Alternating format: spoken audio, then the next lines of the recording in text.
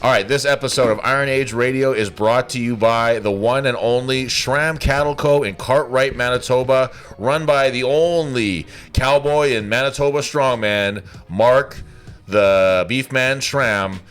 Imagine a world where there was no beef for anyone to enjoy. There was no beef to cook, no beef to eat, no beef for you to make your strongman growth, progression, and gains from. Well, luckily, you will never, ever, ever have to experience a world like that, because men like Mark Schram are making sure there will always be a plentiful bounty of delicious grade A Canadian beef for you to enjoy. Thrones, what do you think about it? I'm stealing that nickname for the streams. The Beef Man. The Beef Man, exactly. Mark yes. the Beef Man Schram. Especially now that he's so lean and trim now. He's as lean as the beef he sells. Get a hold of him, get a hold of us. We keep it here at the gym, and enjoy the episode.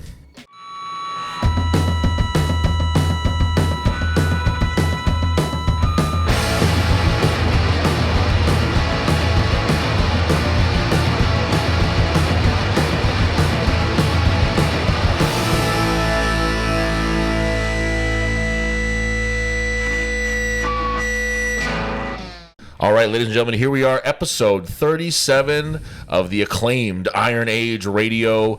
I'm back with he's a guest host, but he joins me so frequently now that he's almost entering co-host status along with Jian, the one and only Mikal Thrones. Happy to be here. I'm happy to have you here. I'm always happy to have you here. You need a co-host, because otherwise the schedule gets a bit unreliable. Yeah, absolutely. Well, just even getting this one recorded took every ounce of effort that we had. We need Jian. Yeah, this is not the first time that we've tried to sit down and do this episode. And fourth? This is something like that, yeah. And we finally got it. So here we are, ladies and gentlemen. But the thing with this episode was that it was worth trying for again and again and again, because this is something that I'm really, really excited to do. Mm-hmm. I'm really, really hopeful that we can get this out for New Year's Day, so that at least there's a little bit of relevance to it, because it should have been out a little bit earlier. But again, we're not good at this stuff. I'm personally, I don't like that. Like, it's become like a race for different like content creators to get like their year-end stuff done. I don't like that we're getting like year-end stuff is happening before the actual end of the year. There like, you go. Not that any of this is going to change necessarily. Well, those big Christmas Day competitions that they hold. Out of principle. Yeah, sure. I would because now, I don't know if this comes up like in your YouTube algorithm, but like, especially for like MMA stuff, that I get, like, I had like way back in July, it was like best knockouts of 2025. That's disgusting. And then they always do in brackets so far. Yeah. Like, just like, why? Just like, That's a shameless attempt at getting clicks that we will not do here. We are truly a year-end review where you will not hear this a moment sooner than 2026. And our opinions will probably not change in the next 2 days. No, I wouldn't think so. I'm pretty... Well, actually... They might. I've changed my list quite a bit. It's funny you say that, because to get into what we're doing here, I've definitely done more prep. I have a little notebook here. More prep for this episode than anyone that I've ever done before, and that includes things like, I sat and watched a lot of Strongmen for OSG, but I sat and put a lot of thought into this, and I went really deep diving into contest results and going through people's Instagrams, trying to find their like how they did competitions. It's really not easy to find some of this stuff on the internet. Like, some of these competitions could really, really stand to just have a past results page just sorted by weight class, the way that OSG does it. It's really, really nice and clean the way that they have it. But even there is, you have to go to the stream to go to the page to all this shit. Like, it would just be nice if there was just a little results tab on more of these websites. That's something that I would consider if I was the Arnolds or Shaw or OSG or whatever. Or even SEC. I don't know if you tried any of the Atlantic results. You try clicking on any of those links, nothing. Well, there you go. So that's something that we could all stand to improve on in our strongman stuff here. But what we went ahead and did here is we wanted to try to do something year end that's a little different than what some of the other strongman oriented podcasts and stuff are doing. A lot of people did. You probably saw Liz and Laws did their top 10 strongman of the year. Which I thought was overall a pretty good list. I think they did a pretty good job with that one. We had a discussion about that in the gym with me and Thrones, which led to this idea. But I didn't feel like there was any like really egregious choices or missing people in that list, and it got us thinking if we could do maybe a Canadian version of that list. If we sat down. They did the top men in the world for theirs. They each had their own list. So me and Thrones each came up with our top 10 men and women for Canadian strongman and strongwoman, if you want to go that route. And like I said, this is like as stressed as I've ever been to do an episode, I think, because it really matters to me that people know that I'm like, this wasn't pulled out of my ass. I really tried to put a lot of thought in this. Like you need, like I won't, without looking at my names, like you can see that there's scratches, there's changes, there's all kinds of like last second changes that I made to this pretty much right up till recording. Because it's just what we did with this was we tried to be, I'm speaking for myself, but I'm sure for you too, tried to be unbiased. We didn't make this like a popularity contest. Didn't make this, who's done things for strongman. I try to make this as purely about who's, wins and losses and placings and things like that. I really tried to not consider too much about like, like Sam Belleville does well in competition, and also she's so important to the Canadian strongman. I didn't include that kind of stuff, and I think that you did the same thing too, right? Yeah, just competition results. Just competition results. And that being said, too, I didn't try to look too much into say like national records, world records. I included one world record on here, but that didn't really like push them up or down my standings at all. I just thought it was worth mentioning because I'm not trying to think too much about. Who's like say Sam doing that circus dumbbell in the animal cage. That didn't factor into my decision here at all. Was that the one world record you included? No. Oh, which record? Well, you'll have to wait and see, like everybody else. But I didn't include things like that because that's just not, that didn't move her up and down in the standings of strongman. And this is for my list, and tell me if yours deviates from this at all. For how I kind of tried to base my selections was. I did it based on the competitions that they did, obviously. So if you did the big four for men or the big three, whatever as it were for the women or whatever it might be, I tried to kind of have like a tier system. And then of course it gets into the complicated part of like, well, what if you do really poorly at a very big show, but you do really well at the next show down there? So there is a certain level of like my opinion on this. I think we have a similar thought process for one athlete. Yeah, in particular, I'm really so me and Thrones didn't share our list with each other, so this is going to be news for us for each other here. And I'll preface this: I speak for myself, and I think for Thrones too. If you were left off a list, or if we missed somebody, that's really my. I'm really worried about missing somebody. My number one concern is that there's somebody who's not on this list that I'm just like, God damn! Of course, that person. It's specifically with the women's side. I'm a little more concerned about that. The men's side is a little more cut and dry, I find. But the women's, so if we forgot somebody, please, first of all, let us know. Put it in the comments. We want to know. There's nothing that I want more than to have more information and more knowledge about the Canadian strongman and strong women's scene. But if we did forget somebody, also please forgive us, because we're just trying to have some fun with this. And if you feel like we put somebody in the wrong place, if you feel like we ignored something that was important, or we maybe put too much stock into something that you didn't think was that important, let us know, because this is something we're interested in too, and we can use this to inform like lists in the future. Yeah, and I think another thing that I think we should clarify, it's this isn't who is like right now the 10 strongest men and women in Canada. No, it's who had the best year. Yes, that's important too. It's not who's the best strongman; it's who had the best 2025. Yeah, and I also like that also. Speaking about doing poorly at a really good competition, and then maybe doing better at the next stage down, it really makes it hard to differentiate that from like somebody who consistently did well at like say the next stage down, because you almost want to like, for an athlete who consistently shows up at that higher level and does well, when they start doing poorly, they're having a bad year by their standard. Sure. Right? Is that better or worse than an athlete who is just entering that level, who is consistently placing really high, but isn't at the same quality as shows? It's really hard to gauge. Like when you're talking about who had the better year, like you got to kind of like separate them from who they have been. Sure. In past years. So, yeah, that's very true. And and having said like everything we just said here too, where we're trying to make this as purely about the numbers as we can, there is still Thrones' biases towards competitions, my biases towards competitions. There's still going to be our opinions inserted into this. Do you have anything else you want to preface this before we get into the list itself? No, I think nothing that isn't like so athlete specific that it isn't going to get brought up, or like it would probably spoil things. So just bring it up when those athletes come up. All right, so let's get started. Do you want to start with the men or the women? Let's start with the women. Okay, let's start with the women because that's the one that I'm most nervous about too. So, okay, so I'll start with you. Let's start with number 10. Who was your number 10 for the top 10 strong women in Canada for 2025? So my number 10, and I really do think that there is strong justification for putting her higher, is Taylor Peck. That's my number 10 too. That's your number 10? Yeah. All right, we're off to a good start. Taylor was consistently doing the hardest shows that were available to her in her weight class. Yeah. The only reason I have her at number 10, I created a matrix in Excel, and I don't know, maybe we can send Denzel a screenshot of this so he can put it into the video. Yeah.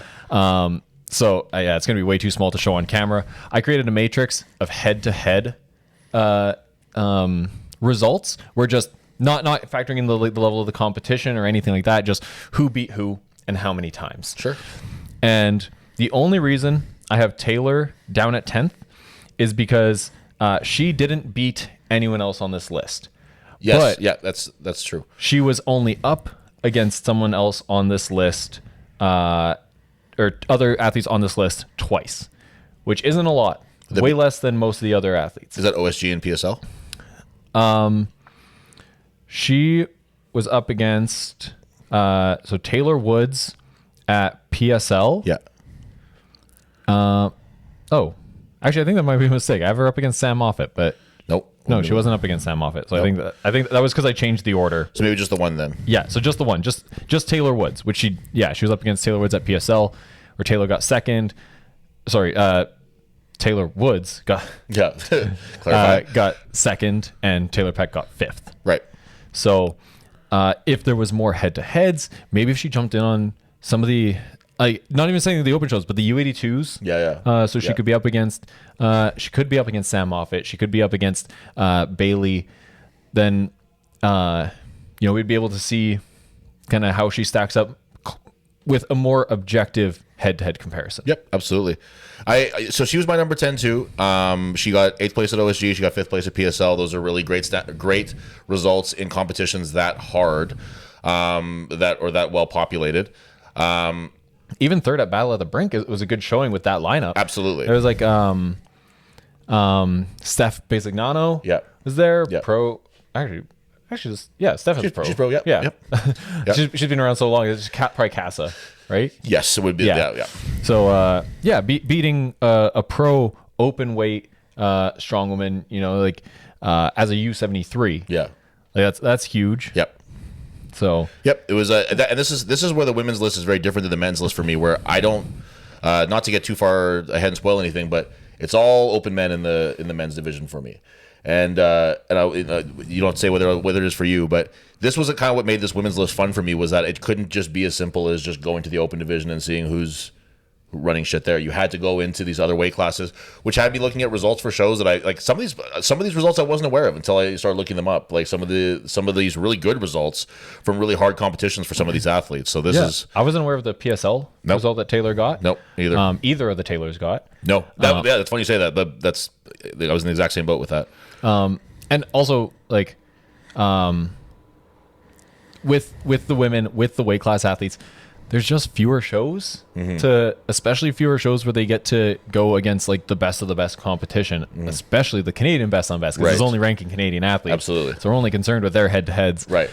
Which makes it really hard, even if some of those athletes, like on a world stage, are just as competitive or more competitive in their weight class. It's just really hard to look at them and say they deserve to be placed above somebody that they have no chance of ever competing against. Right. It is tough. Yeah. Yeah. It makes. I mean, they have to be like really dominant in their weight class. Absolutely. Which is kind of why Taylor got on here, because she was never outside of a top 8. Yep. And competing only internationally, except for one Ontario competition that was a qualifier for SWIC, and she still got third. And she still did well. Yeah. Absolutely. Okay. Taylor Peck. Any more thoughts on her before we move on? No. Someone to watch for sure. Great season. I would love to see her competing up as like a U82. Yeah. She's from Ontario. Ontario, right? Yeah. Okay. I don't know what kind of like regionals. I guess they do Easterns. They have like an Ontario's provincials. I was thinking for like a similar level to like Strongest Woman in the West. I don't know if they have like they have like Beast of the East, I think, which is their Yeah, that was hard to find results for. Yeah, I think that's almost for the women. The men, it's on Strongmen Archives. Yeah, men's super easy. Yeah, I think that's a qualifier for SWIC, and that might be a fair kind of comparison to draw to strongest woman in the West. Oh yeah, I'd love to see Taylor at a show like that. Yeah, and if you're not aware of her, make sure she's on your radar. Thrones, who is your number 9 strong woman of 2025 in Canada? In number 9, and again, this is somebody that I think could easily move her way up. Ashley Telford. See, there was there's no Manitoba women on my list, and Ashley Telford and Jocelyn Grimolfsson were close. They were. I would have probably put Ashley just above Jocelyn, but not by a lot. Excuse me, Jocelyn. But Telford had such a great couple of big competitions there too, and she was really, really close to making my list, and she just didn't quite. So the only reason that I think Ashley, if she was competing more, would be higher up. Yeah. I would have liked to have seen her at nationals. I think that would have put her just that one step ahead. I think a win at nationals in her class. Yeah, for me, it was that she competed at the Arnolds in the open category, not the Masters, and she got 8th. See, maybe I didn't even know that. I might have missed that. Yeah. I knew she was at the Arnolds, but I don't think I realized that it was the. Yeah, she was in the open, so she got 8th, and Jackie Oshevsky got 6th. Because see, I was comparing Jocelyn's and her Arnold's and OSG, but I think that I might have gotten that wrong. So that I don't know if that would necessarily have changed anything, but that is worth considering, though. Okay, yeah, and then she also did compete at Beasts of the East. Yep.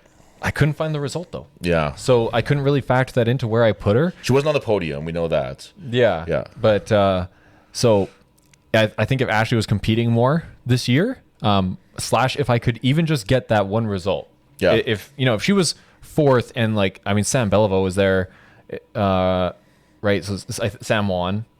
And then if she was 4th and the podium was like Sam Beliveau, Sam K, and let's say just like one other pro, and she was 4th and kept it close, then she would probably move her way up this list a little bit. Yeah. But without knowing the placing, she could have gotten last. Yeah. I don't know. Yeah. I doubt it, but I don't know. So yeah, she would have been higher up for me. Please if you're a promoter watching the show, please make your stuff accessible. We want to know. We want people care about this kind of stuff, and it makes your shows matter more when we can not us as podcast people, but us as just viewers and people who want to pay attention to this kind of stuff. If we can pay attention to it, it makes it much, much more important to us, and that's what you want your shows to be, is important, right?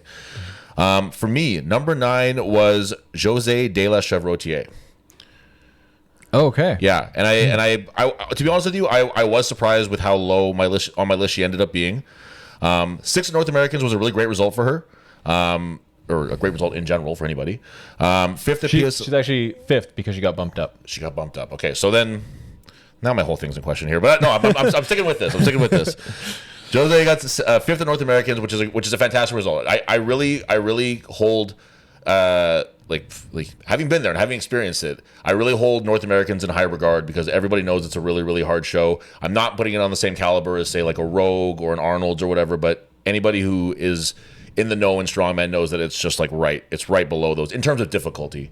She got 5th at PSL U82, 7th at SWIC, which hurt her for me. That was and you could see at the end of SWIC she wasn't happy. That wasn't the result that she wanted to get out of that. Something that day wasn't going her way. And then she had to withdraw from OSG, which was unfortunate too, because I like seeing all the Canadian people making that push for the finals in OSG, and I think she's always a favorite to do that too. Yeah.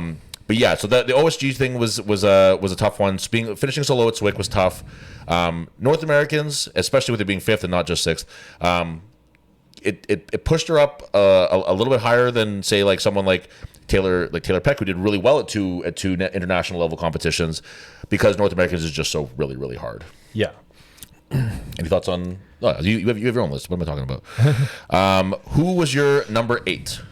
My number 8 was Taylor Woods. Oh, okay, interesting.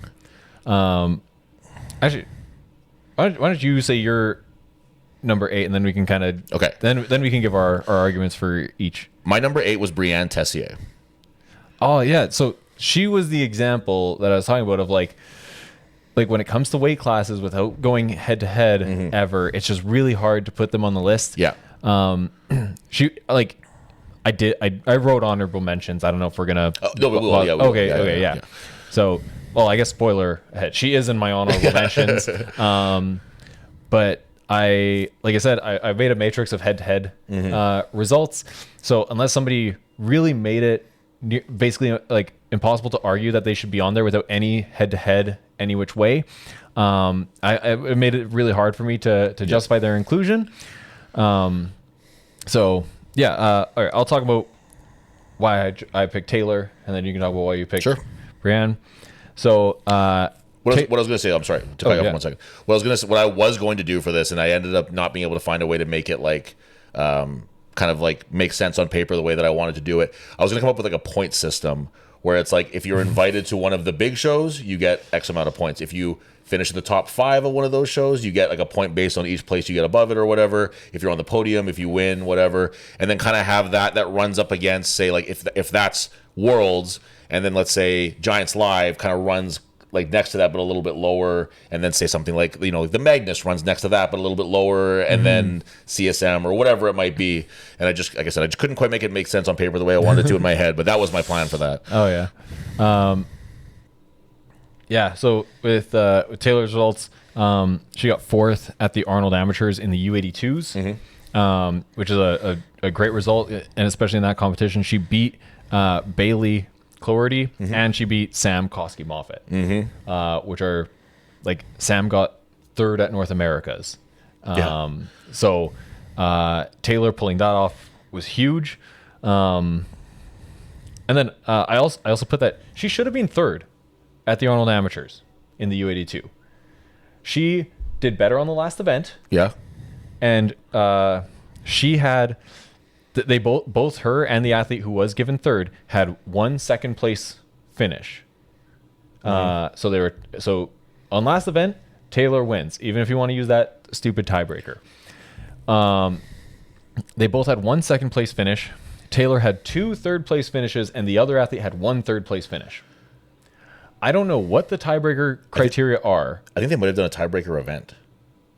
Oh, okay. Maybe. I figured they wouldn't do one unless like it was for the win. Yeah, maybe you're right. For some reason, I feel like I might have seen that, but that might be wrong. But either way, it's like what could it have been then? Maybe. Well, if it was a tiebreaker event, then that's what it was. It wasn't listed on the spreadsheet. Yeah. Okay. Then I have no idea. I don't know. So based solely off the spreadsheet, Taylor should be 3rd. There you go. If it was a tiebreaker event, then that was the rules. But I guess I could see if I can find the stream. I guess would be.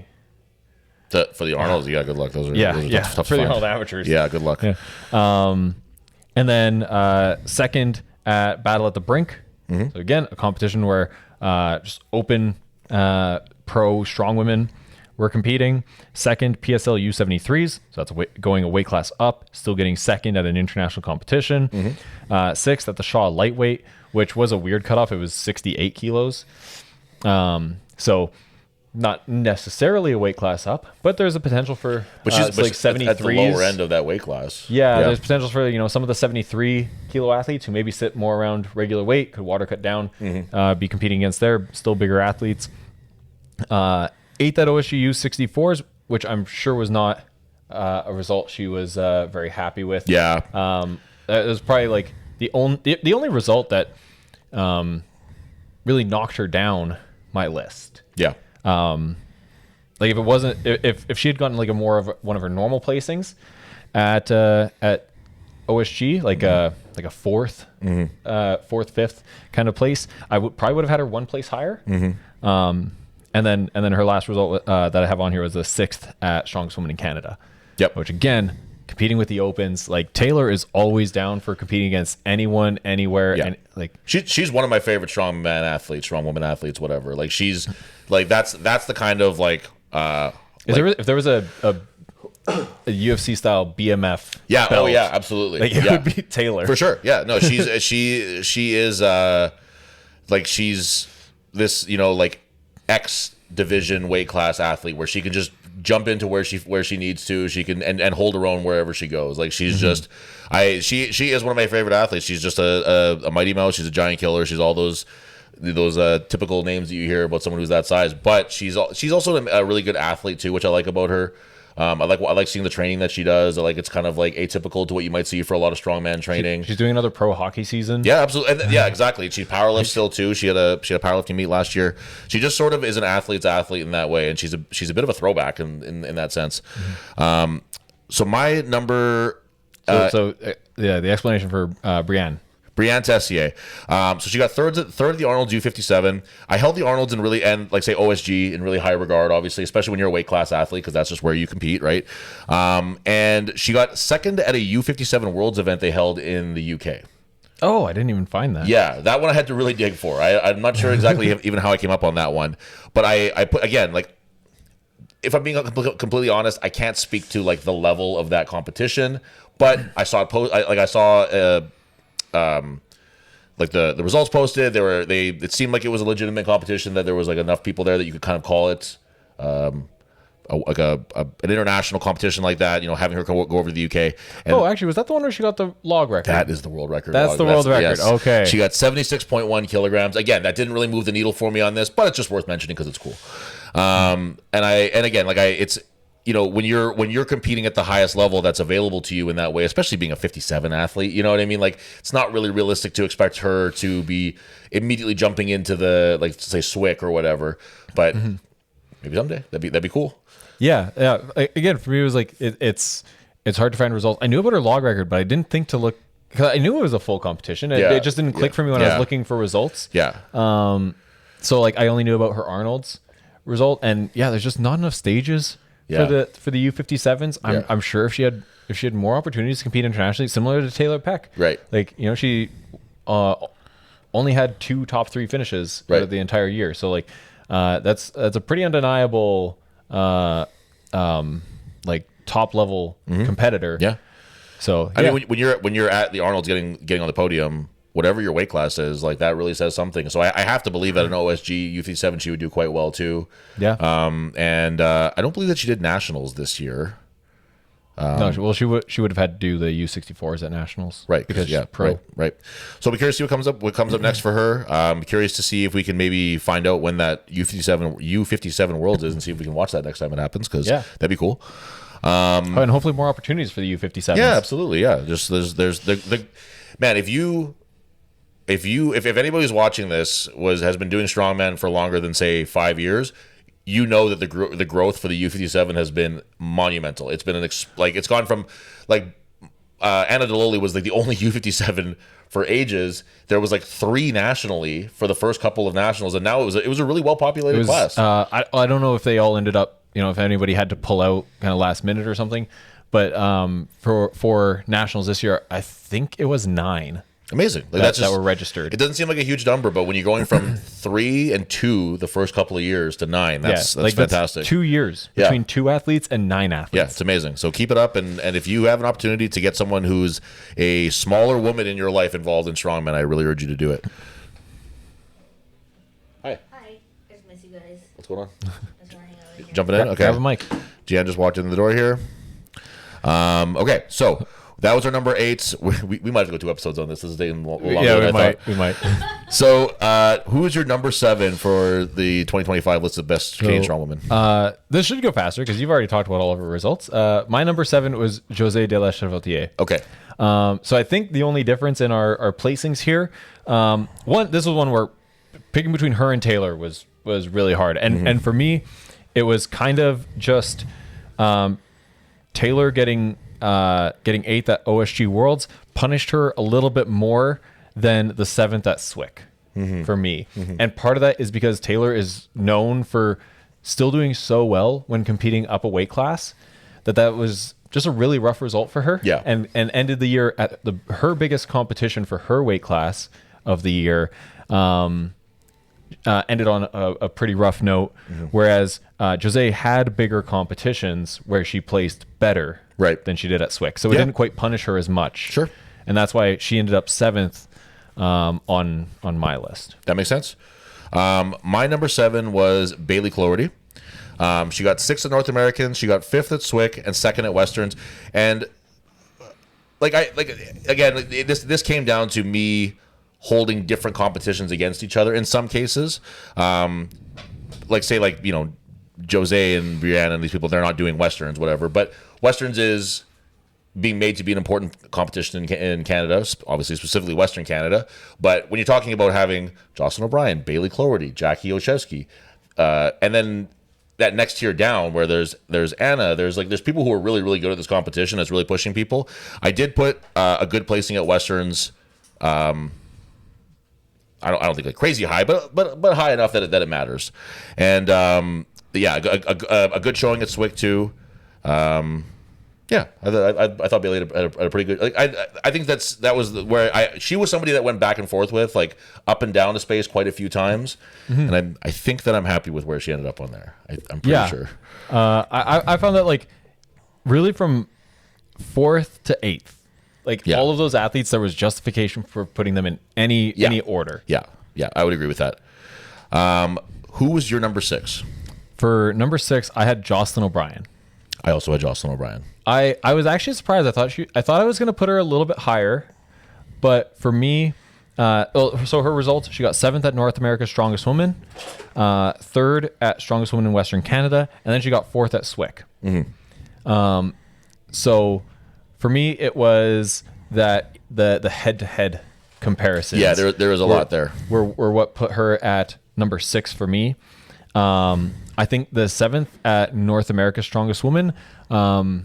I think for her, I didn't know this going in. I was looking at the events and I thought they were really great for her. I mean, she started off great with a second place to Sam Beliveau on the dumbbell. That's as good as you can realistically hope for. But the farmers, I didn't know she has some nerve damage in one of her hands. So I don't think I knew that either. I didn't know until I was messaging her about the events. Oh, okay. And yeah, we were talking about all the events being quite good for her, but yeah, so a bit of nerve damage in one of the hands. So the farmers kind of sunk her down, and then the yoke. I think she'd given them the wrong height, or there was a miscommunication about the heights. Oh, so a couple small mistakes, but you got to go that it happens. Yeah, it all factors in, right? Got to kind of just go off of the placings, but I think if we do this again next year, I think she's going to be higher on my list. Yeah, I think so too. I honestly don't have much to add to that. That's pretty much those are what I factored into. A good showing at Swick, that was important. Yeah, she had a great Swick. Yep. And her and Bailey were 1 and 2, like me switching them back and forth a lot. But that was where I ended up with that, and I was pretty happy with that decision. I think. Who was your number 5? For number 5 for me was Bailey. Okay, that makes sense. And the reason I had her ahead of Jocelyn, they went head to head 3 times, and Bailey beat her twice. Yeah, I mean that's simple enough. Yeah, North America's and Strongest Woman in Western Canada. Both times she beat Jocelyn by 1 placing. Now Jocelyn, the time that she did come out ahead at Swick, only beat Bailey by 1 placing. I was going to say beat her by 2, but no. Only beat Bailey by 1 placing. For me, that was the head-to-head. But you know what? I'm looking at this, and I'm going to stand with what I said, because obviously there was a reason that I switched it, and I switched it back, and I felt firmly about this at the time, but I could very easily be convinced to switch those 2 right now. But I'm not going to. I'm going to stick with what I have, but that's what. Yeah, I'm questioning my own judgment here a little bit. But additionally, for Bailey, she got 5th at the Arnold Amateur, and in doing so, she beat Sam Moffat. And see, I didn't even have that on my list. That she was at the Arnold's like that too. Oh yeah, that was where she was up against Taylor. Right. You mentioned that. Right. Because Taylor beat them both. Right. But yeah, so Bailey beating Sam, who had great results that I'm sure we'll talk about. Yeah. Yes. No spoilers. She is on my list. Yeah. Though. So Sam Beliveau. She is on my list. Sam Beliveau is? Yeah. She made my top 10. Okay. Yeah. Good. That's good. So that's why I put Bailey ahead of Jocelyn. So okay, that makes sense to me. My number 5, right? My number 5 was 4. Taylor. Oh, I didn't get my number 5 yet. Oh yeah, right. My number 5 was Taylor Woods. Just for the reasons that you talked about, where it was just like high level international after high level international, second at PSL, fourth at Arnold U82, third at the Shaw. Like, she just took the biggest shows that were available to her, and with the exception of OSG, had really strong showings at all of them. The finishing at Swick, you know, in an open weight competition as a typically U73 athlete, the Arnold U82, Typically U64. U64, excuse me. Just competing at the high level that she competed at, like. I could sit here and sing the praises of Taylor Woods all day. I think that she's just a really fantastic athlete, and a really, like, she's what a weight class athlete, male or female, should strive to be like. You do well in your weight class, or you do really well in your weight classes. You dominate them in a lot of cases, and then you move up to when to test yourself in a heavier class against more challenging opponents. Mm-hmm. And I got nothing but good things to say about Taylor Woods as an athlete, and so she's my number 5. Yeah, and as I was saying, like and actually, like as you brought her up in that higher placing, I think I probably was putting too much on the head to head. Where, like, yeah, I wasn't. I was going off of placings. You know, if you place well at a U64 show, you place well. If you place poorly at an open show, you didn't. You place poorly. Without probably giving an. Oh, I just knocked the camera. Without giving enough credence to the fact that, like, I don't really associate Taylor Woods as a weight class athlete competing up and putting herself at a disadvantage. So yeah, even though she doesn't have the head-to-head record, as far as having a good year, which is exactly how I described us that we're going to do the list, and now I'm calling myself out on it. As far as having a good year, I should have her higher. Well, that's why we're talking this out. It was weird. Could you put the camera back on that thing there? A little crooked again. Sorry, honey's knocking our camera around here. Yeah, and that's the fun of now she's really gonna cause damage. Oh my god, honey. No, that's okay. I mean, yeah, you can hang out here, or it's up to you. I don't really care. Because she's just gonna be fucking around. All right. Bye, Jian. Bye, honey. See you later. You're not on the camera. Oh, there you go. Okay. Yeah, that's. This is like the challenging part about this. Like I said, I really went. And Taylor Woods was somebody who went up and down my list too as I found more results and made more changes and such. Who was your number 4? I think that we're gonna get probably pretty similar on these ones here. But who's your number 4? My number 4 is Sam Koski-Moffat. My number 4 was also Sam Koski-Moffat. I think our top 4 are gonna be the same. I think so too. I think they might be. Give me your Sam Koski-Moffat rundown. Yeah. So. Her worst result of the year was the 6th at the Arnold Amateur U82s. Mm-hmm. That was where she came up behind Bailey and Taylor. Mm-hmm. But then first at Battle at the Brink, that competition too was really hard to find the results. I just found a picture of the athletes that weren't on the podium, right, and inferred the rest. Yeah. Not I shouldn't say inferred. It was actually a picture of Taylor standing beside the athletes who weren't on the podium, right, and then I think Taylor Peck, yeah, in the 3rd place spot, and then I think Taylor Woods posted that she got 2nd. So that then okay, well, the only one left is Sam Koski-Moffat. That's one thing I would urge all the athletes to do is just very clearly put your placing somewhere in your post show wrap up posts. We want to know. We want to know how you placed. There was like that's how I know Ashley Telford was at Beasts of the East, but not what place she got. She posted the competition, but not the placing. There was a few people that would do these show wrap ups, and hey, if you didn't finish where you want to finish, that's okay. It happens. But the numbers are important. We got to know those numbers. First Battle of the Brink, 3rd North America's Strongest Woman, which is huge. Yeah, that weighed very heavily on my decision. Yeah, and then 3rd at Swick. And again, like consistently, Sam Koski-Moffat is a victim of existing in a time. The same time as some other strong women in Canada, where she is undoubtedly one of the top. You could drop her into a competition anywhere in the world and she's going to do well. And like she's really good. North America is what until like maybe Rogue this year was like the heaviest women's show ever. Yeah, I believe it was. And it's like to do well in that competition is extremely difficult, and then to do well in a competition like Swick, which is night and day for North Americans in terms of the way that the kind of athlete that you have to prepare to be to do well in that competition. Yeah, the high pace, super fast paced. It wasn't as heavy, say, as North Americans, but to do well in both is just awesome. And I tell her every time I see her that she's just like so jacked. Like she just look like every time I see her, she's more just like strong looking. You know what I mean? Like she's awesome. She's a really fun athlete to watch compete. Yeah, would love to see. I don't know if she's done OSG before, but Yeah, I don't know. I'd love to see her competing outside of Canada a little bit. I don't know what her life circumstances are to know if that's even She's got a family, feasible. so I know that that's probably a little bit challenging. Yeah, but I think that she doesn't get the recognition she deserves, and I think it's because she's not competing internationally. Yeah. At some of these like OSGs, some of these bigger shows. Yeah. But I think I think she would do really, really well. I think she would get a lot of name value out there. Yeah, I would like to have seen her at OSG because she's athletic. Like that sandbag run, if she did open, that would have been great for her. You know what I mean? Like there was a lot that she would have done really well in that one. She's a good presser. I think that I'd love to see her at OSG too. And again, we always say that with the caveat of like, we don't know what's going on with these people's lives. She's a real woman with a real life and a family, and I'm sure a job and all that stuff. So, but speaking solely as a fan, I would love to see that. Yeah. Who was your number 3? Number 3 for me was Melissa Peacock. Me too. Yeah. I only did one competition this year. She got 8th at Rogue, which Arnold. 2? Oh, right, the Arnold. Right. Also got 8th though. Yeah. Oh yeah. I was so confident that I didn't even go to her Strongmen archive page. Yep. Should have, because that's a huge oversight.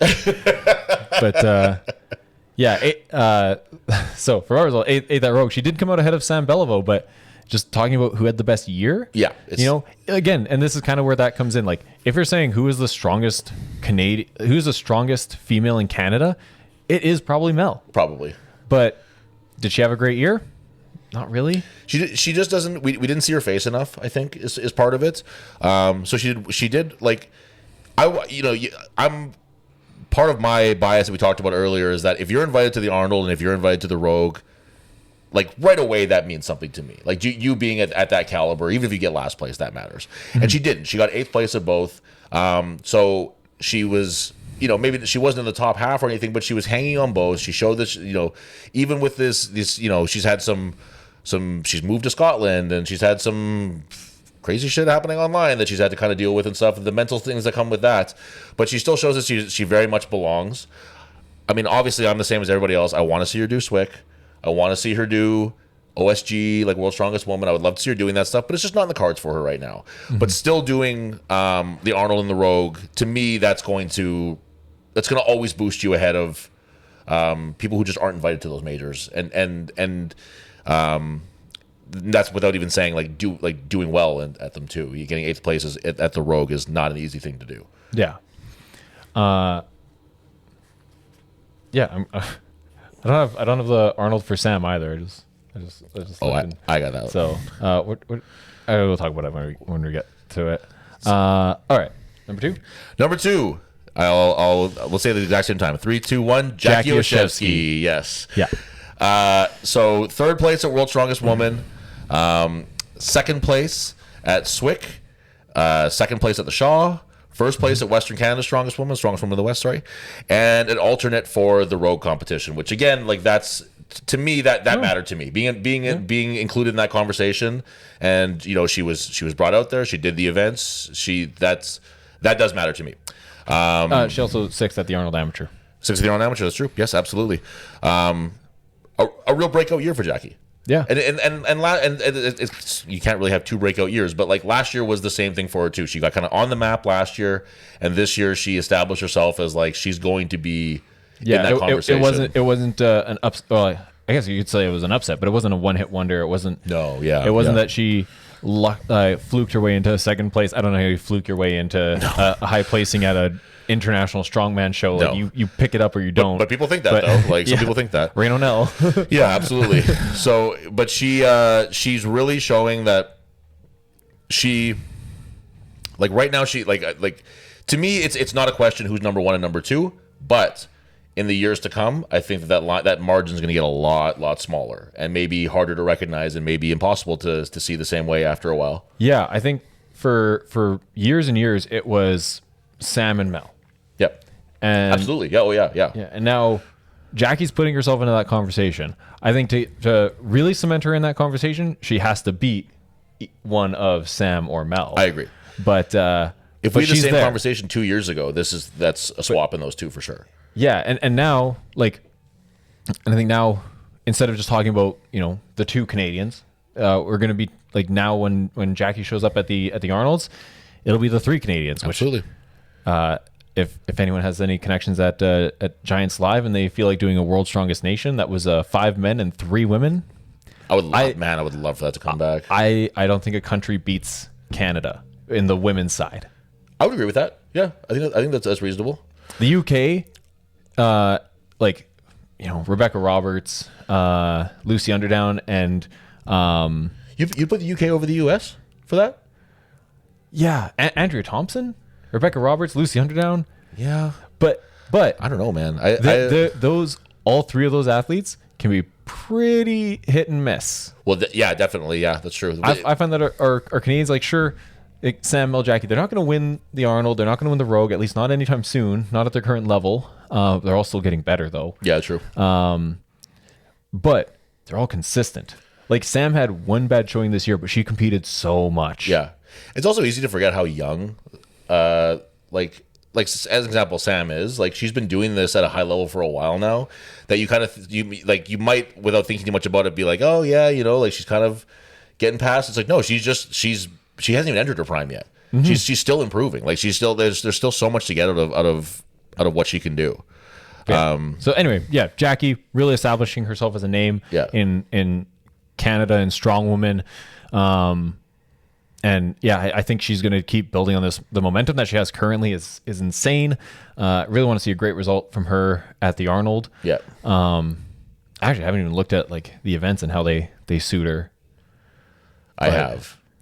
We'll see. The moving events, that sandbag up the ramp. Two presses won't be her friend, but like you said, the goal is to improve, right? You shouldn't be. You don't want to show up like I have an idea of what she can do and stuff. If she shows up doing exactly what I think she can do, then hasn't been much of a training block. So these things can all improve. They can all get better. Yeah. Yeah. All right. Number one. This might come as a shock to everybody, but I think that we've come to a consensus on this one that Sam Beliveau had the best year of any strong woman in Canada. Yeah. Yes.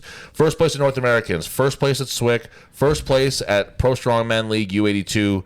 9th at the Arnold's. Obviously not her best showing at the Rogue, but still being there and still being part of these big shows, that counts to me. Yeah, and something was clearly off at Rogue. Yeah. It wasn't what she was capable of. And again, as we said, it's you can only judge based on the results, but her other results just still put her firmly number they one. speak for themselves. And everyone knows North America is beating Jamie Booker, who went on to, even though it was a legitimately win at World's Strongest Woman, beating a lot of the I guess I shouldn't say a lot, but beating some of the athletes that beat Sam at Rogue. Mm-hmm. So everyone knows the controversy about that, but it really does speak to Sam's ability to still pull out a W under being the only female to beat Jamie Booker. Right. Yeah, absolutely. In Strongman. In Strongman. Yeah. There you go. It really says something. And it really, North Americans was a real demonstration of her ability as a strong woman. Because I think that we could all agree that Jamie Booker, if we put her on a force plate, she's stronger than Sam Beliveau. Yeah. But Sam executed everything so well. Her technique was good. Her circus dumbbell was beautiful. Just like her truck pull and stuff. Everything that she did, she just knew how to do it, and she executed everything great. Swick was again, we talked about this earlier, but a completely different show than North Americans. Still dominated. Showed that she has only needed to do the last event because it served as tiebreaker. Right. If it didn't serve as tiebreaker, didn't need to do the last event. Didn't need to do it. She's an extremely athletic, strong woman in that way. Where whether it's a heavy grinding show like North Americans, she's good. But if it's a fast paced, lighter show like Swick, where it's just the test is moving and staying on your 2 feet the whole time throughout the whole competition, she can do that too. And gets invites to all the big shows. This year, Competing up a weight class. yeah, absolutely, yeah. She won PSL U82, which reminds you that she's a U82 athlete typically. Her not being invited to the Arnold's this year, I think that's a snub. I don't think that's the. I agree. I don't think that's the move. I think that's a really big mistake to make on their part. As happy as I am to see Jackie in that position, I want to see them both there.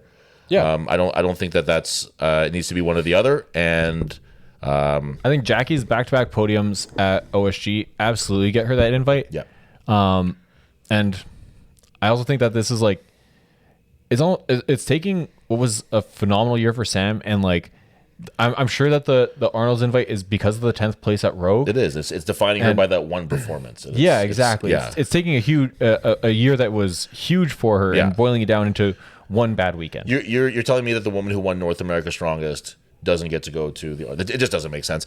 And I think maybe if nothing else, it really says how the Arnolds and Rogue are too hyper focused on what happens in those competitions and aren't thinking enough about what happens in other ones and how people are doing in these other very big, very like I have to believe that they don't even know that she won North America's Strongest or something, because that just wouldn't make sense. Maybe they don't know that Jackie and her went head to head at Swick. Maybe, yeah.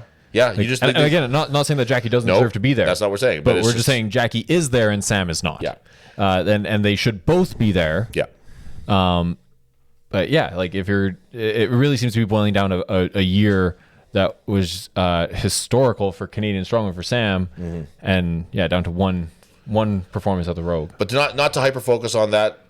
Congratulations to Sam Beliveau on having an absolutely outstanding year. One of the just truly an all-timer year, and in strongman in general, ignoring strong women, ignoring Canadian strong women, just an unbelievable performance year long for her. That will be She competed so much. Yes, and it will be remembered for a long time. So congrats to Sam Beliveau. What does the time say on the thing there? Can you see it? 53. Oh, we're doing fine. Let's just do it. Yeah.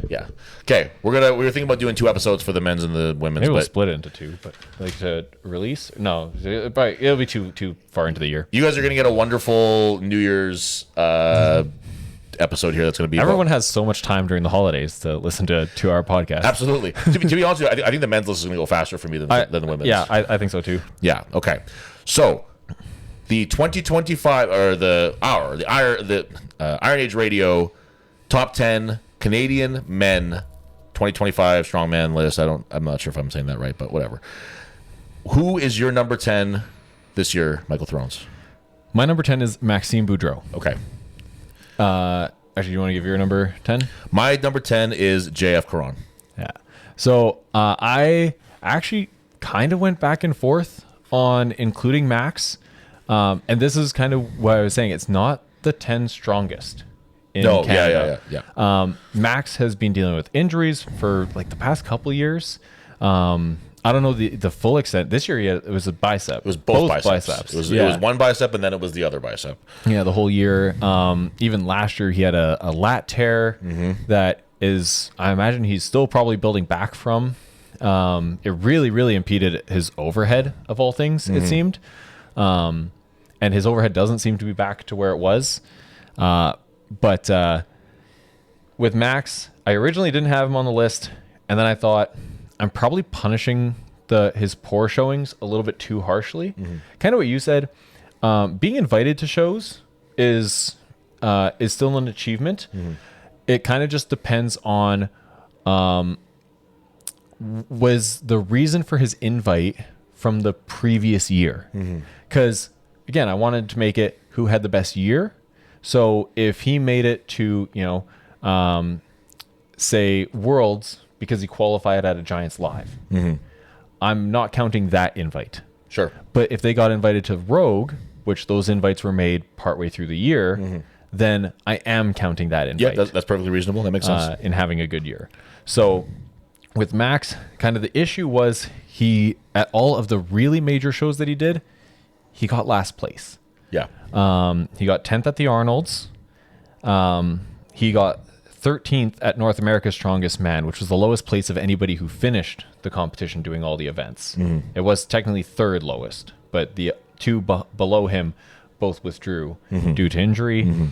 And then he got 14th at SMO, which I believe was also the lowest, not counting injuries. Yep. So those were his poor results, which I was originally punishing him to the extent that I didn't have him on my list. But then looking at his other results, they're all competitions that are a step down, and he did decent at them.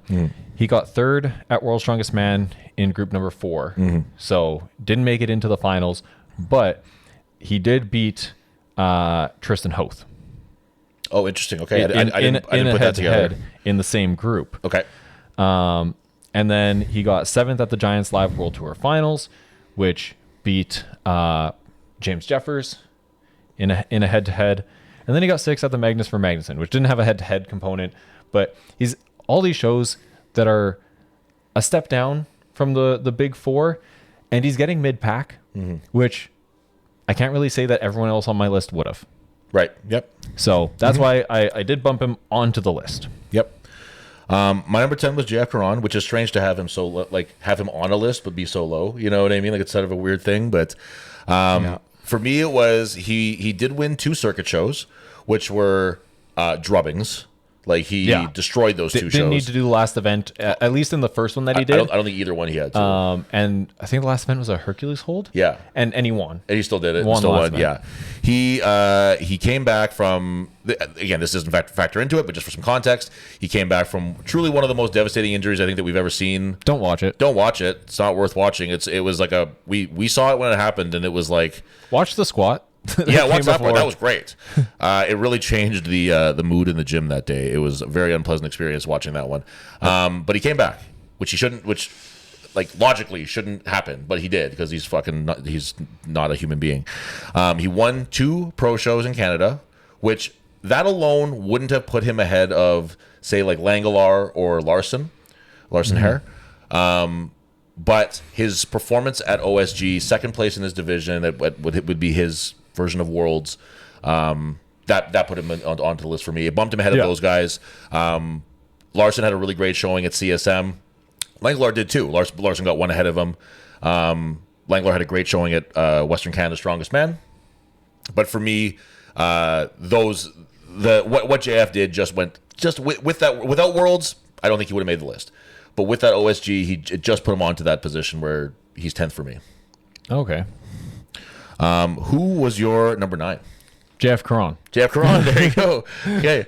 For all the same reasons, and I think the only reason that he isn't higher is because he didn't compete as much. Just didn't do as much. Like 3 competitions in a year is an okay season. When you're at that high level, you know, like a lot of athletes are competing 3-4 times a year. For JF, it's very, very low. Yeah, for JF it is. But 2 of them being circuit shows, not international. Yeah, of course, and that matters. It's kind of the thing. Like, can't necessarily bump him higher.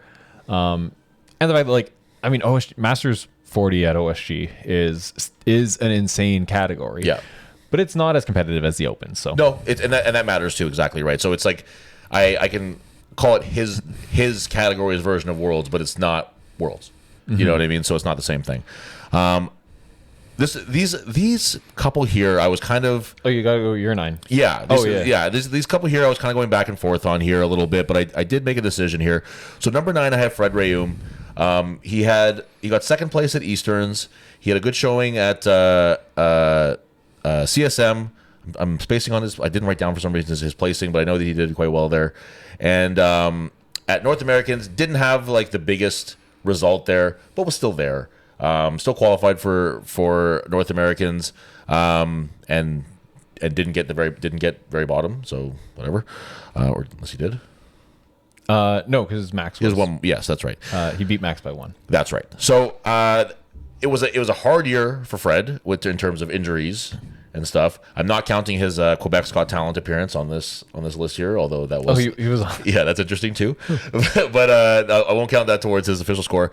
There was, like I said, these next couple I could have really gone back and forth on, but Eastern Canada is still a very hard show. That's worth mentioning, getting on the podium for that. And I don't know that I would necessarily have put. I might have changed Fred and JF. I might have talked myself into changing that, but because I would probably put Fred only narrowly above, say like Langelar, because of his appearance at North Americans. But just barely.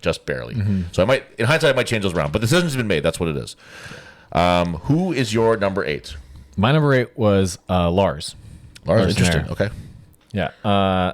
So Lars, first Alberta's Strongest Man, which is only provincial level, but He didn't win Alberta's Strongest Man. didn't. Dan Hagen won Alberta's Strongest Man. Oh. He actually Dang. didn't do great at Alberta's Strongest Man, I don't think. Oh. Well, shoot. Sorry, Lars. Got your hopes up for nothing, motherfucker. Yeah. No. Okay. So I'll explain why I thought that. Okay. The whole reason why I thought that is because I have a Mm-hmm. sweater from the Iron Throne, the gym. Yeah. And the sweater was for Alberta's Strongest Man. I wore it to Iron Image for a Halloween deadlift party, and I was just coming from work. I didn't have a costume, but I made the joke when I got there to Langelar, and I said, "Oh, Langelar, guess what I'm dressed as?" And I turned around because it has the Iron Throne logo, and it says Alberta's Strongest Man, and he said, "Oh, Lars." So I thought Lars. I hadn't looked up the results. At all.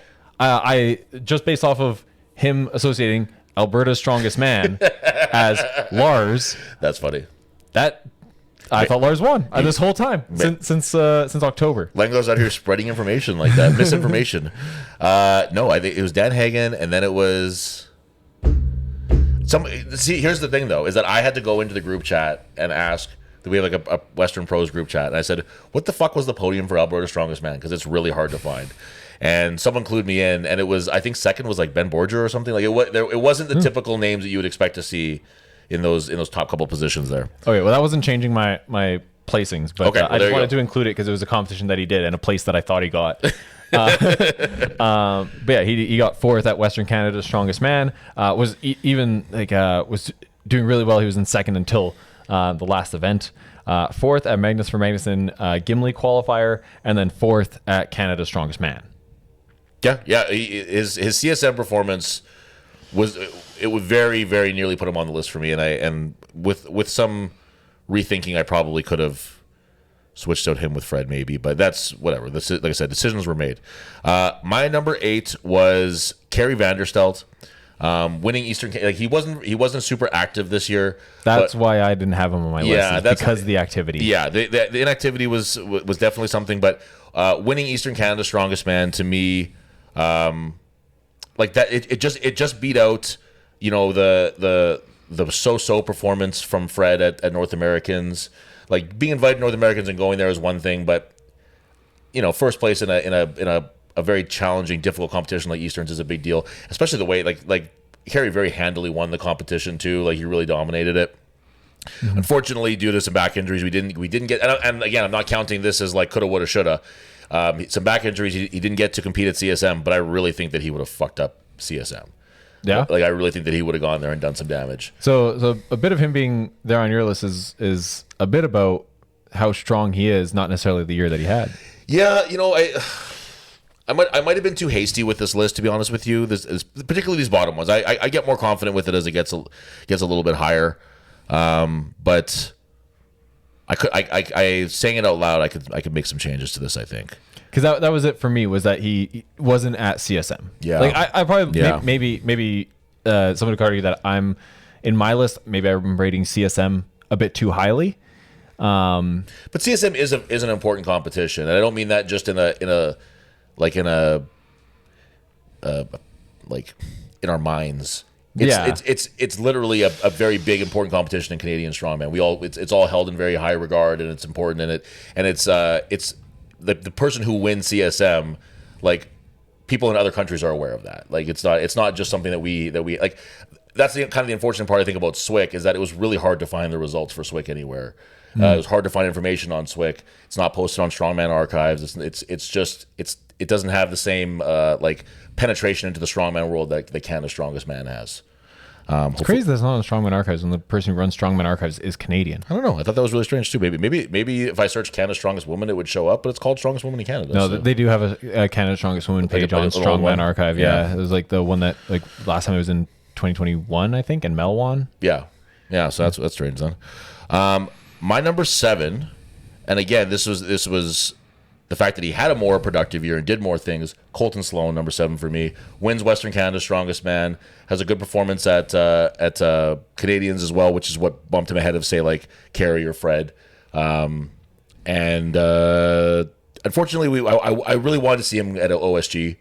I wanted to see how he did there. I think that would have really, like one way or another, it would have really shown where he's at right now. I think that I would almost put him in a category with some of the Quebec guys, where I think he's very comfortable competing in Canada. I think he does very well in Canada, and there's something about the States where it hasn't clicked for him yet. Like the Arnolds, he didn't do super well when he went there. He hasn't made the last 2 OSGs. There's something going on with competing in the States that I want to see him get past, and I want to see him, get onto that next stage that he's capable of doing. Yeah, like I think. I mean, I know he's done the Magnus for Magnuson Classic. He's done well there. But that's a competition that he should be at pretty consistently, I think. Yes, I agree. I would agree with that too. He did Working the for that Magnus Giant slide qualifier. invite. Yeah, he did the Magnus qualifier. Granted, he did it a week after North Americans, which is why I didn't do it. So I'm not holding anything against him on that one. For him to still get second place, 0 training for the events. I can tell you, count back. Yeah, I felt horrible that day. At like during the Magnus qualifier, like just walking around, I was like, man, I still feel like shit. I just couldn't believe that he was competing there. So nothing but credit for that. So that's what put him a little bit ahead on my list. Who was your number 6? I still got to do my 7. Excuse me. Who's your number 7? I'm sorry. My 7 is Andrew Langlar. Okay. I did have him on the list. So 13th at the Arnold Amateur. Only got to do 3 events? I think because their sandbag got canceled, which I've said it before, and I'm going to make an excuse here. But yeah, you can only rate based off of the results that they got.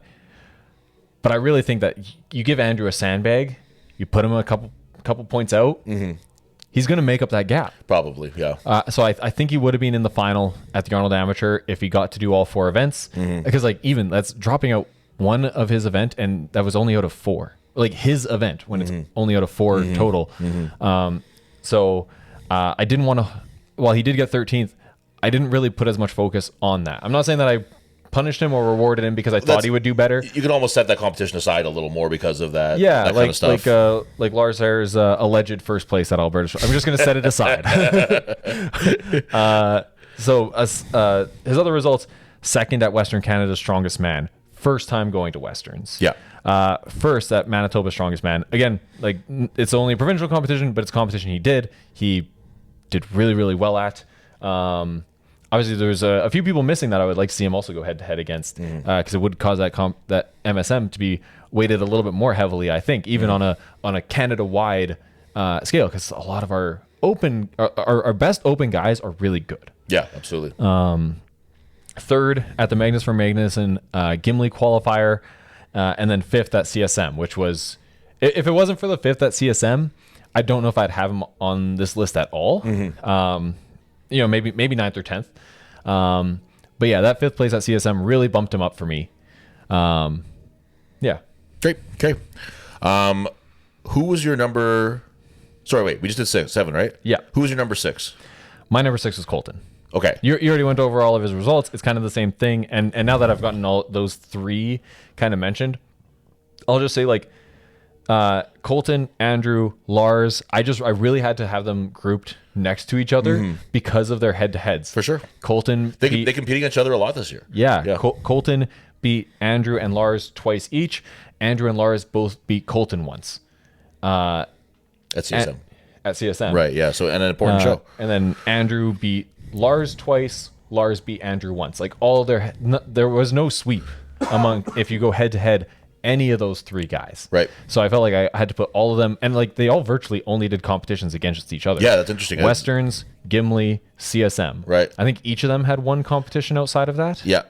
So Colton having North America's, Lars Alberta's Strongest Man, Andrew. Oh, I guess the Arnolds too, but and then right. Andrew was Manitoba's Strongest Man. Right. So there's just almost nothing to put in between them, and the fact that Lars, who was kind of on the worst end of that head-to-head, the one that he won was the biggest one. Right. Yeah. True. Yeah.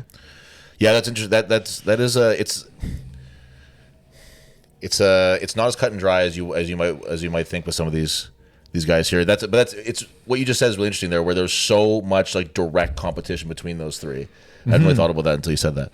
Okay, so this one here, this is going to be probably a little controversial, especially considering that where you had him. My number 6 was Max. I put him there because, granted, he didn't do as well as he has in the past at any of these shows. I have a hard time and this is where I even said this at the very beginning. Like my bias with this is that I hold in very high regard doing high shows, like doing high level shows. He did the Arnold's, he did World's Strongest Man, he did North Americans, he did Smo, he did a Giants Live. Almost said a Good Life because I wrote GL. and he did. He went to a Good Life one time. And he did the Magnus. Now, did he like do what we know Max can do at any of those? No, he didn't. But he was competing at that next level constantly this year for me, and that to me that bumps it up. I would never argue, like say for where you put him, that makes perfect sense to me too. And I couldn't really with like give a real wholehearted argument for where I put him here, more than just those shows matter a lot, and that's why I put him there. Yeah, and that goes so like I think that's entirely justifiable, and to me that kind of is where it went, like from doing the shows based on invites that you got during the year, or doing the shows based on invites you got from previous performances. And when you put and that was the way, only reason why he was lower. Yeah. If why I didn't really rate him for didn't rate him for necessarily getting invited to those shows, and he kind of got punished from his placings at them. It was because all of them were invites from previous year. When you say it that way, I would have retooled it with that thought process too. I would have retooled it a little bit. Everyone has their own logic too. Yeah, no, absolutely. But that actually does make sense though. That's like if we're looking at it solely on their performance this year, invites that you got from this year should be prioritized over invites from the year before. Who was your number 5? This is where I think it's going to get a little bit interesting. My number 5 was Gabriel Reum. Okay, it's not interesting at all. That's my number 5 too. Gabe. I mean, just kind of did what he has really over the last couple of years. What he's done, he's much more consistent. Like he used to be, where he could absolutely dominate, and he's had times where he just really seems to not be on his game. Well, last year, his comparing CSM to OSG was like he won CSM and then he didn't even make the finals at OSG. Yeah, you know what I mean. Like it was. Whereas this year, he was kind of just consistent. He was always showing maybe not his best, but he was always at like his 90%. Right. Yeah. Like he never had a show where he showed up and he was 50%. Yeah. I want to see if you might have missed one. What were the big shows that he did? For me, I have him 9th at the Siberian Power Show. That's one that I want to see if you missed. Oh, okay. Yeah. And then his other results, he got 8th at North America's Strongest Man. Yep. So solid mid pack at a really heavy show. 3rd at CSM. Again, not the best that he's done in the past, but a great placing that you can't really fault one way or the other. I mean, you look at the two guys that are ahead of him there. It's a pretty unreal level that CSM has gotten to. And then he got 7th at OSG, which like you mentioned, just last year he didn't make the final. Getting 7th this year, even had I think like a top 3 finish on the frame. Yeah, I think so. Just a really solid year, and competing only at really big shows. Yeah, I mean, I shouldn't say only big shows. The circuit shows out east, it's really hard to find information for. I wish that was more available, because I would have included some of those too, like not to the same level as say, I mean, any of the things that you just listed, but I do think that it matters that you're competing and winning like consistently in a season too. If you won 2 or 3 of those circuit shows, I could start to count that as kind of like one win at like say like a bigger show or something. Yeah, you know what I mean? With JF. Like, I liked seeing what I saw from Gabe this year, where he broke kind of that curse that I talked about earlier in the episode, where he went to OSG, he went outside of Quebec, and he had a very good showing there. And I don't know that that's happened besides like the real big shows that he's done lately. That hasn't been the case for him. So I'm really happy to see that happened. And not to mention him strict pressing that log at OSG. Didn't move the needle, but very, very awesome nonetheless. Excuse me. Who was your number 4? Yeah, I think we're probably gonna have the same list. This is the only one that it might here on change. out. Yeah, this is the only one. I could see this one going a bit different, but I have James Jeffers. That's who I have too. Okay. 4th at North America's Strongest Man, 2nd at CSM, 9th at the Giants Live World Tour Final. Really his only poor showing of the entire year. And I mean, again, don't want to make excuses for athletes, but like it was a short notice call up. It was at a rough time for his work. He's a new baby. Yeah. I think when we see James at his next Giants Live, because his last result, 2nd place at OSG, guarantees him a Giants Live invite. I don't think it's going to be 9th. I think we're going to see I don't want to say much improved, just him compete to his level, but Jeffers which is higher than that. Jeffers is a guy too, though, where excuse me, where he will get a placing at a show, and then next year he goes back to that show and he improves that placing. Yeah, pretty consistently, whether it's CSM, North Americans, and hopefully OSG, sure, yeah, OSG best example of that. Really, that's the most consistent. 4, 2. Yeah, he learns things. He's a very cerebral competitor. He picks up on things, he pays attention to things, and he's going to have a better idea of how a Giants Live show runs next time that he does it, and he's going to perform better. And it sounds like that's going to be the Deadlift World Championships, based on what Alex said it. Alex said maybe he was supposed to, maybe he wasn't supposed to. I don't know. But we are very pull excited. 1,000. Yeah, hey, it doesn't seem crazy to imagine that Jeffers could be the next Canadian to pull 1,000 pounds. Let's see if he does it or not. I think that our 3-2-1 here is going to be pretty by the numbers here, but number 3, I got Wesley Derwinski. I got Wesley Derwinski too. Yeah, this is the one. Like James, that 2nd place at OSG, I almost flipped them. But I think that it was. I went back. I put Wes ahead because realistically, I thought I'm comparing Wes to his previous year, where World's Strongest Man final. And I don't think he was outside of like the top half of a major that he got invited to last year. I might have to double check that. And then this year he didn't quite have as good of a year. And I thought putting him below James was probably just punishing him a little bit too much because I'm only comparing him to himself. To himself from last year. Yep. So realistically, looking at them, and the one that really, really swung it for me was the head-to-head North America's Strongest Man. Yeah, I was going to say the same thing too. So a 2nd place in North Americans is very, very hard to achieve. Yeah, behind Bryce Johnson. Absolutely. Which is like, saying that because Bryce is showing that he's absolutely world class. Yeah. 3rd place at SMO. Yeah. And which was like just after. Yeah. North America's too. So like showing that like, Bryce was on that level. Yeah. At North America. At North Americans, he was already ready for that, and I'll admit too that I have a real bias towards Strongest Man on Earth, where if you go there and you do even like good, like you don't have to do great, that holds a lot of water with me. Yeah. Getting 9th place at SMO might like on paper not look like a lot, but when I hold when I hold that against 9th place at Giants Live like Jeffers got, to me that's just a cut above. Yeah. And getting 4th in his heat at World's Strongest Man, you're still at World's Strongest Man. You've still gotten your invite there. You're still competing there. And the heat system for Worlds is so fucked. It's hard to really hold that as like it was a tough heat. World's Strongest Man, total different competition, and it also I think that it doesn't suit an athlete like Wes the best. No. He's not a Patty or a Reno or a Mitch Hooper, although Mitch can do virtually any show. But like Worlds is just a different kind of competition. So I don't want to.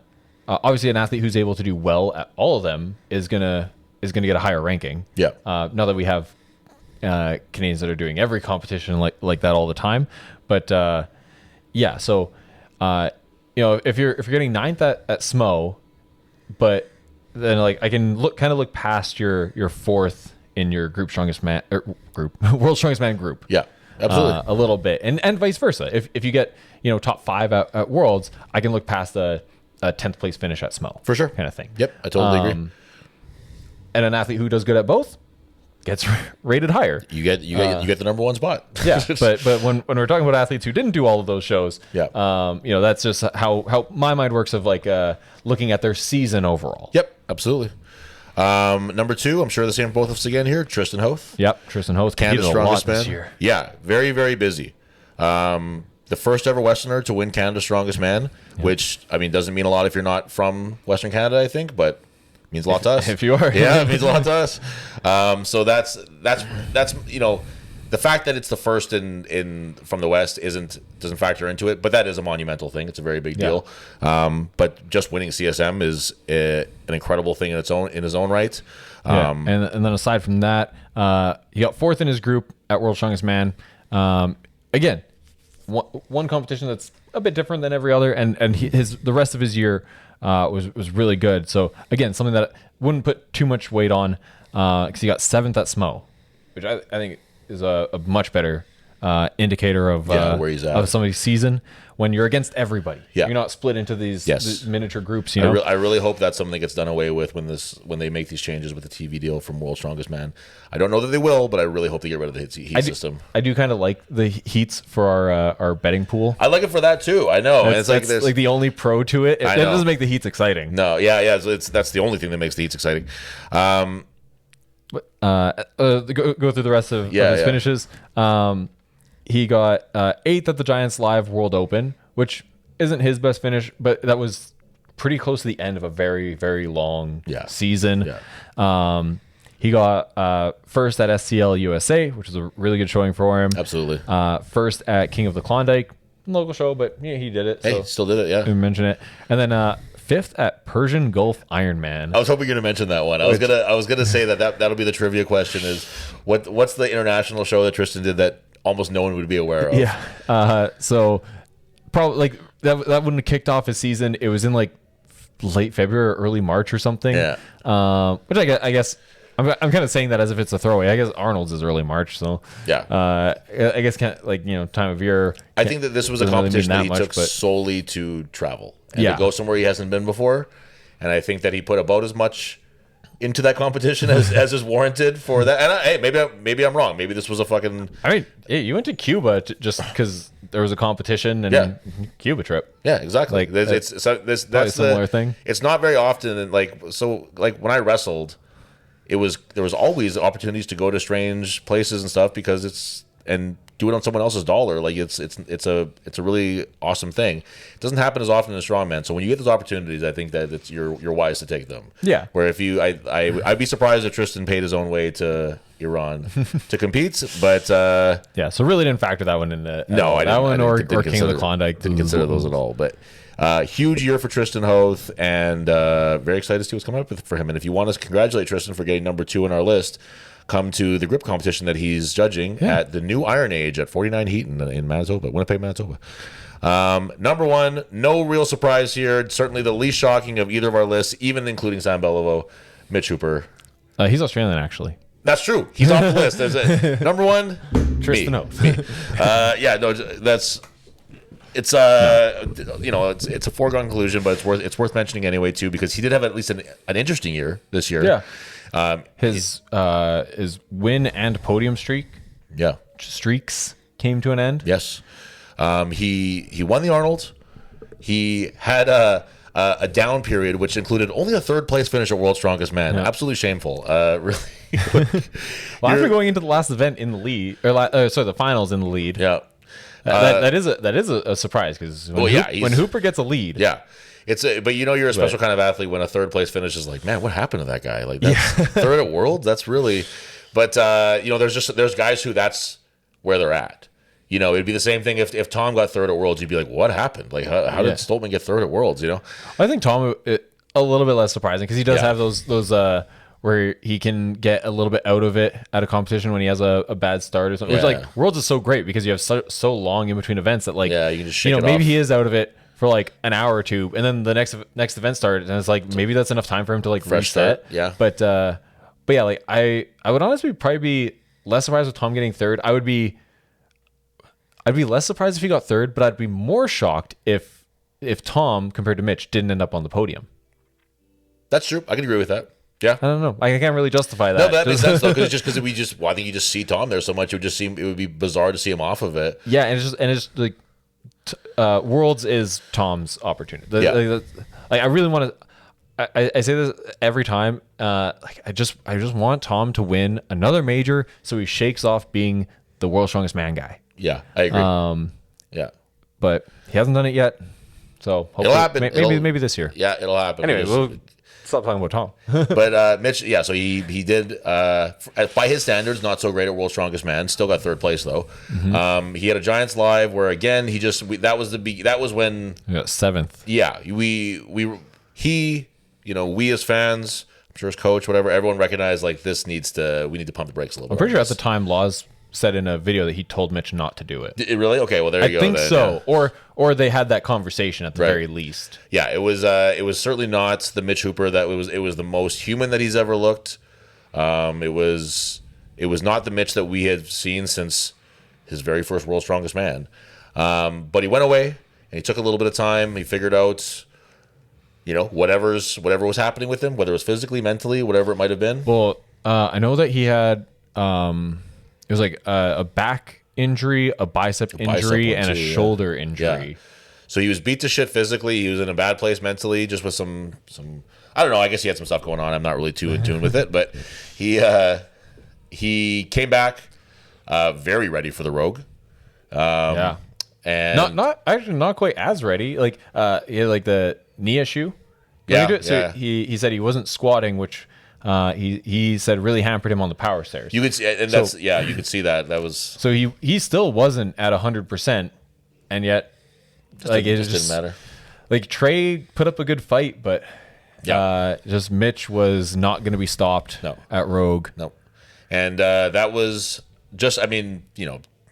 If you won one major, that's enough. But to win two majors. Congratulations, Mitch Hooper. You're at the top of our list. I know that probably means a lot to you. So, do you have any final thoughts you want to share on either thing, the men's or women's list, or? I don't think anything that we haven't already said. Like, I'm really looking forward to next year. I'm probably gonna watch next year a lot more closely with potentially a 2026 rankings in mind. Yeah. Try to pay attention more to the weight class stuff because I do think that. It's mostly an issue of the sport growing. Yes. We have more and more pros joining the weight classes, but we don't have enough to have like a pro U57 show in Canada. So I'm really excited for weight class athletes to be getting more opportunities because I do think that there is some incredible talent in those weight classes that doesn't get to be showcased quite enough right now. Which is kind of why we end up focusing more on the open shows and the athletes who choose to compete up. Mm-hmm. But yeah, and I want to see more of the men's weight class guys. I was really kind of I looked into it for this, and it was just pretty hard to justify. Like I think Nicholas Krasofty was the highest placing weight class Canadian male, and he got 10th at OSG. Yeah, and I looked at the list because again, without going off of head to head, I just thought, who on my list could I not see getting 10th at least at OSG? And there wasn't really anybody that I looked at that I said there's no way he could get into the OSG final. Right. Yeah, I would love to see everyone get better at strongman, but I want to see the weight class guys. Actually, right after I said that, I realized that's crazy to say because this is a top 10 list. And I just looked at it, I was like, there wasn't anybody that I could justify as not being able to make the OSG final. In a final of 10 people and a top 10 list. I'm not saying that they would all. Like that's all Canadian finals. But just, if you plug one of them at a time it's hard does he have no chance? Yeah, absolutely. Yeah. Even Jeff. Yeah. You know what I mean? Like it feels weird to have to explain why JF would make the top 10 in the competition, but he's different. It's a different era of JF's career. But we, that's pretty much what I have on it too. Like I said, I'd love next year to be able to include some weight class guys. Like I know that Isaac Mays has a big return planned for some 105 shows. Yeah, he's going to be doing the PSL. So a strong showing there would be a great way to have a 105 guy on this list next year. So hopefully that can happen. He's so funny to watch him. Like he's just like, yeah, I'm gonna get back to strongman, and now he's just like big and jacked and strong again. Like he's a bit of a genetic freak, that guy. So we'll pretty much put a cap on it there. Thanks for paying attention, guys. Coming up for Manitoba Strongman stuff on January 24th. Thank you. I think so. We're having one of the men discussed on this list, Canada's strongest man, world's strongest man finalist, strongest man on earth competitor, Tristan Sweet Tea Hoth, coming in and refereeing Iron Claw 2, our grip competition. And some exciting news, Iron Claw 2 will be held at a different venue than where it was held this year. And then what it says on the poster. But still Iron Age. That's right. Iron Age is moving. Iron Age is changing locations. We're getting a bigger, better space. So if you're in the province, if you're in the city, please pop by and see us, because we're very, very excited to show it off to everybody. It's a really, really awesome place, and it's really, really nice. And the bathrooms are really nice compared to the ones that we have here. So if you've ever been to an Iron Age competition or dropped in here and you're like, damn, I fucking hate those bathrooms, I do too. And now they're being changed. So please swing by. And yeah, the posters are wrong. I've been changing them as I give them out with a little piece of masking tape over it. So if you're not signed up, please get signed up. I'm really excited for that. Tristan's a really awesome guy, and there's not really many better people in the world to watch and give critiques to on your grip stuff than Tristan Hoth. And if you're not able to be there in person, then there is going to be a live stream set up with the brand new camera that I spent almost $2,000 on. Don't ever forget the work and the finances that Thrones dedicates to this strongman shit, boy, because it's a lot. So, Thrones, do you have anything else you want to add before we sign off here? Nope, I got all my thoughts out. Awesome. Okay, thanks for listening, guys, and we'll see you in the new year or later on in the new year, depending on what's going on.